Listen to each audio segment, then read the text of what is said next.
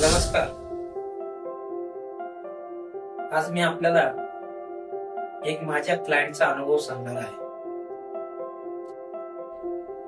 नवरा बायको किंवा पती पत्नी ती दोघे खूप सुखाने संसार करत होते.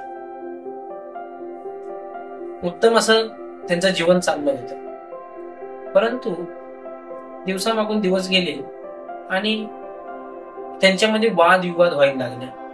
वादविवाद हा एक घरामध्ये छोटासा भाग आहेच, परंतु तो वाद मोठा व्हायला लागला. सारखी चिडचिड. तो व्यक्ती कामावरून घरात आला नाही की घरातील स्त्रीची चिडचिड व्हायची, भांडणं व्हायची.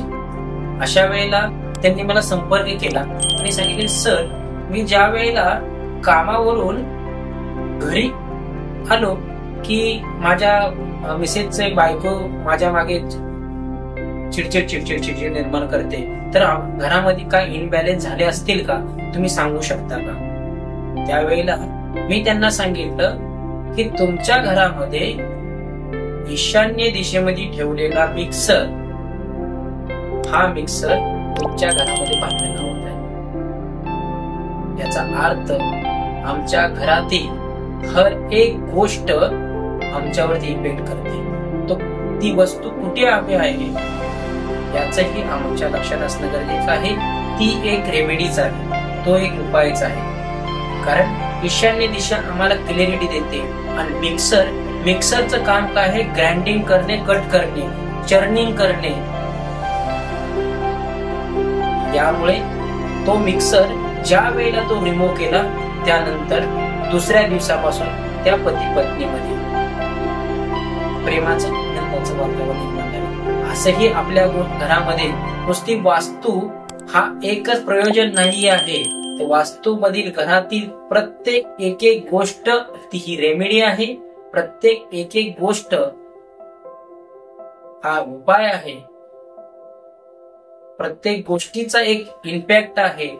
तो आम्हाला लक्षात घेणं गरजेचं आहे.